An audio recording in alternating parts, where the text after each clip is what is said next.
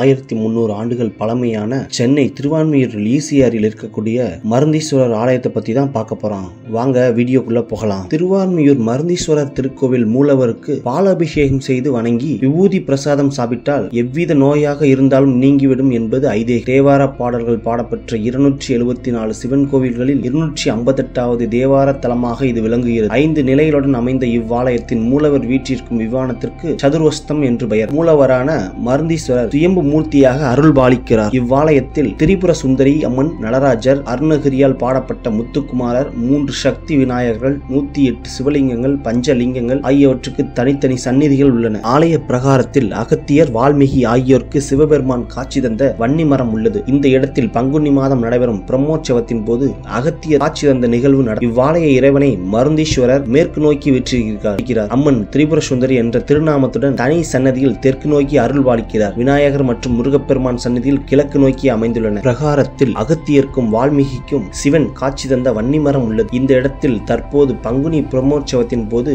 அகத்தியர் காட்சி தந்த வைபவ நிகழ்ச்சி நடைபெறும். உயிரினங்களுக்கு ஏற்படும் 4448 வகையான நோய்களின் தன்மைகளையும் அவற்றை போக்கும் மூலிகைகளின் வகைகள் மற்றும் அவற்றை உபயோகிக்கும் முறைகளை பற்றி அகத்திய முனிவருக்கு இறைவன் உபதேசித்ததால் இத்தலத்துக்கு மருந்தீஸ்வரர் என்று பெயர் பெற்றது. அருணகிரிநாதர் இத்தலத்தில் உள்ள முருகனை தமது திருப்புகளிலும் பாடியுள்ளார். திருஞான சம்பந்தர் 2 பதிகங்களையும், திருநாவுக்கரசர் 1 பதிகத்தையும் பாடியுள்ளார். இந்த மருந்தீஸ்வரர் ஆலயம் 7ஆம் நூற்றாண்டில் சோழர்களால் கட்டப்பட்டு 7 கல்வெட்டுகள் படியெடுக்கப்பட்டுள்ளன. வான்மீகி முனிவர், அகத்தியர், பிரிங்கி முனிவர், சூரியன், வேதங்கள், தேவர்கள், காமதேனுவும் வழிபட்டுள்ளனர். திருநாவுக்கரசர், திருஞான சம்பந்தர் ஆகியோர் பாடல்களையும் பாடியுள்ளனர். இங்குள்ள மரத்தின் அடியில் உள்ள நாகங்களுக்கு 9 ஞாயிற்றுக்கிழமைகளில் காலையில் 6 மணி முதல் 9 மணிக்குள் பாலாபிஷேகம் செய்து மஞ்சள் கயிறு கட்டி வேண்டி வந்தால் திருமணம் சம்பந்தப்பட்ட எந்த தோஷங்களாக இருந்தாலும் நிவர்த்தியாகும் என்பது ஐதீகம். தங்களது திருமண பிரச்சனைகள் தீர திருவான்மியூர் மருந்தீஸ்வரர் ஆலயத்தில் உள்ள சிவனை வந்து வழிபட்டு செல்லுங்கள். இதேபோல் இன்னொரு வீடியோவில் உங்களை சந்திக்கும் வரை உங்களிடமிருந்து விடைபெறுகிறேன். நன்றி. நம்ம சேனலை சப்ஸ்கிரைப் பண்ணாதவங்க சப்ஸ்கிரைப் பண்ணிக்கோங்க. அப்பதான் நாம் போடுற வீடியோ உங்களுக்கு நோட்டிபிகேஷனா வரும்.